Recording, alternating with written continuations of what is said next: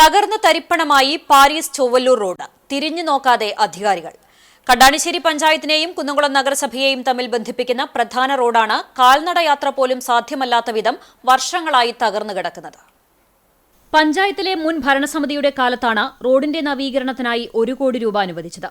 വർഷങ്ങളോളം റോഡിന്റെ കരാർ ഏറ്റെടുക്കാൻ ആരും തന്നെ മുന്നോട്ട് വന്നില്ല. പിന്നീട് ഇടുക്കി സ്വദേശി കരാർ ഏറ്റെടുക്കുകയും പാരീസിലെ കലിങ്കിന്റെയും കാനയുടെയും നിർമ്മാണം ആരംഭിക്കുകയും ചെയ്തിരുന്നു. എന്നാൽ അനുവദിച്ച തുക കൊണ്ട് നിർമ്മാണം പൂർത്തീകരിക്കാനാവില്ലെന്ന് വന്നതോടെ കരാറുകാരൻ ജോലി ഉപേക്ഷിച്ച് സ്ഥലം വിടുകയായിരുന്നു.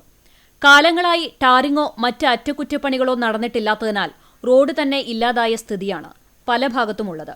നിരവധി തവണ MLA, പഞ്ചായത്ത് പ്രസിഡന്റ് തുടങ്ങിയ ജനപ്രതിനിധികളോട് പ്രദേശവാസികൾ റോഡിന്റെ ശോചനീയാവസ്ഥയെക്കുറിച്ച് പരാതി പറഞ്ഞുവെങ്കിലും യാതൊരു നടപടിയും ഉണ്ടായിട്ടില്ല. മാസങ്ങൾക്ക് മുൻപ് രാഷ്ട്രീയ വ്യത്യാസമില്ലാതെ പ്രദേശവാസികൾ ഒന്നിച്ച പ്രതിഷേധവും പഞ്ചായത്ത് ഓഫീസ് മാർച്ചും സംഘടിപ്പിച്ചിരുന്നു. പ്രസിദ്ധമായ ചൊവ്വല്ലൂർ ശിവക്ഷേത്രം ഉൾപ്പെടെ സ്ഥിതി ചെയ്യുന്ന റോഡാണ് ഈ വിധം തകർന്നു കിടക്കുന്നത്. രാവിലെയും വൈകിട്ടും പിഞ്ചുകുട്ടികളുമായി നിരവധി സ്കൂൾ വാഹനങ്ങളും ഇതുവഴി കടന്നുപോകുന്നുണ്ട്. മഴ പെയ്യുന്ന സമയങ്ങളിൽ റോഡിലെ കുഴികളിൽ വെള്ളം നിറഞ്ഞ് ചെറിയ കുളങ്ങൾ രൂപപ്പെടുന്ന സ്ഥിതിവിശേഷമുണ്ട്.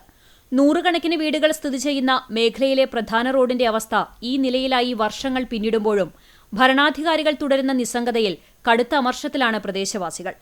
റീബിൽഡ് കേരള പദ്ധതി പ്രകാരമുള്ള പ്രവൃത്തിയാണ് പാരീസ് ചൊവ്വല്ലൂർ റോഡിന്റേത്. നിലവിൽ പുതിയ കരാർ കമ്പനി നിർമ്മാണ പ്രവൃത്തി ഏറ്റെടുത്തിട്ടുണ്ടെങ്കിലും എസ്റ്റിമേറ്റ് തുകയുടെ 30% കൂടുതൽ ആവശ്യപ്പെട്ടിരിക്കുകയാണ്. സർക്കാർ ഇത് അംഗീകരിച്ചാൽ ഉടൻ റോഡിന്റെ നിർമ്മാണം ആരംഭിക്കാനാകുമെന്നാണ് ഔദ്യോഗിക ഭാഷ്യം.